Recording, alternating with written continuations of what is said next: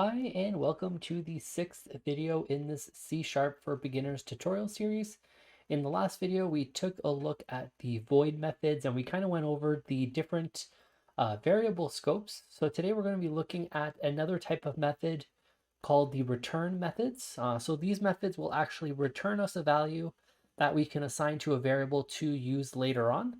So we've seen that void methods do not return anything. We could perform an action, but it is not something that we can really assign to a variable to use later on. So let's actually go ahead and let's just create a new project to go look at those. So we're going to be creating a console application, and I'm just going to be calling this return methods. So let's go ahead and let's just create that. So that should just come up here in just a little moment. All right, so we've got our screen up. So let's just go ahead and put console.read key, open and close parentheses. So our console window stays open. So what we've seen so far is we've seen how to do a void method. So we declare that by using the void keyword.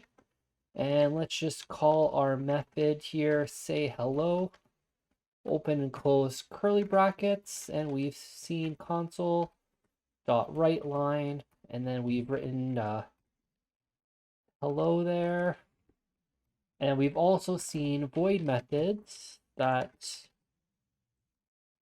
take in parameters. So we can create two parameters here for some numbers, and we can add them up together. And again, just kind of simply display that out to the screen. And we learned also that these methods could be anywhere in your code.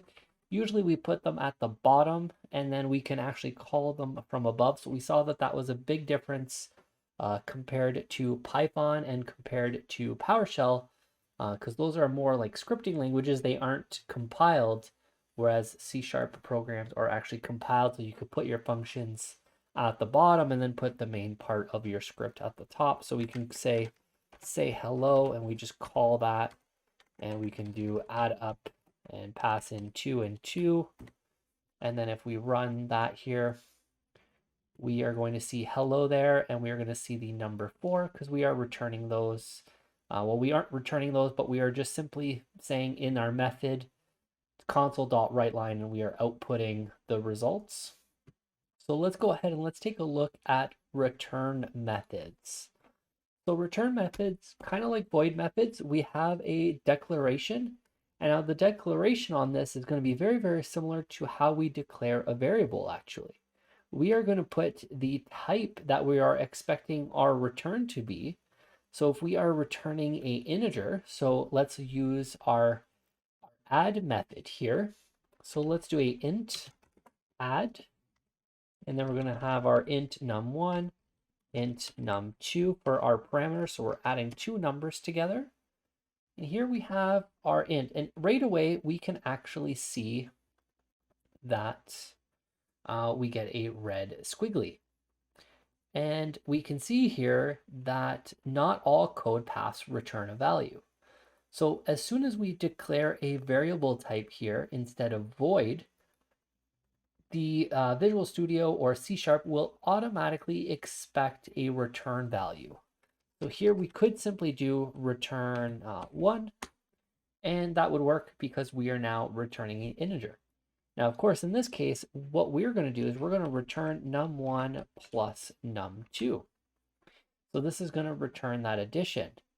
So if we just call add and then 2 and 2, if we run this, we see that we don't get an error or anything. And if we run it, we're going to see that we still get the same output. We're still seeing hello there and 4.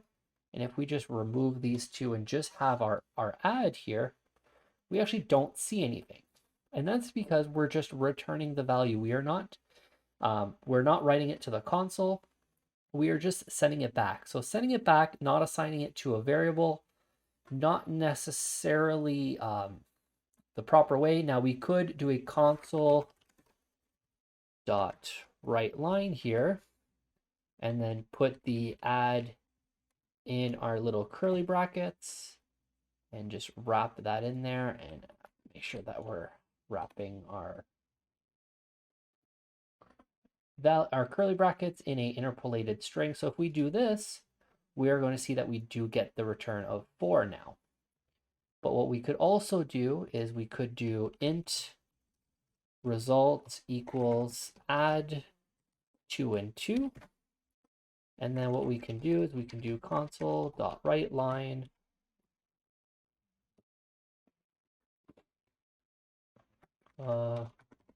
the result is result and the line. And if we take a look at this, we see now the result is 4. So what we are doing is we are initializing a variable. We are making that variable equal to our method call of add with 2 and 2 as a parameter. So we are actually getting this addition back, and then we are displaying it to the screen using the console.writeLine.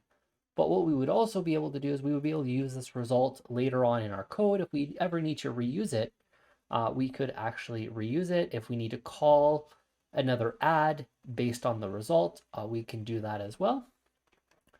And now the return methods, now I'm only showing the int version, but we also have a string. We can say get, or actually let's do a string get hello, and let's put in a parameter here. Let's just do string name, and we're going to say return, and then we're going to do an interpolated string hello name. So here we're just returning a string that says hello and then the name of the person that you're passing in through the parameter. So if we actually did this here, we can say console, or what we can do here is string message equals get hello, and we can say Steve, and then we can do console.writeLine message. And if we play this here, we get hello Steve.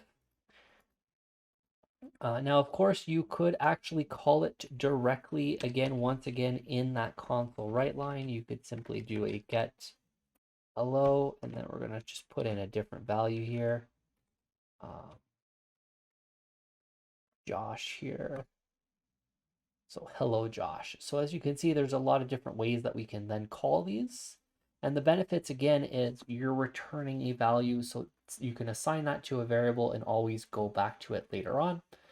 So this could be very, very useful in different types of applications, like if you're programming some sort of point of sale system, or any type of application where really you need to get something back.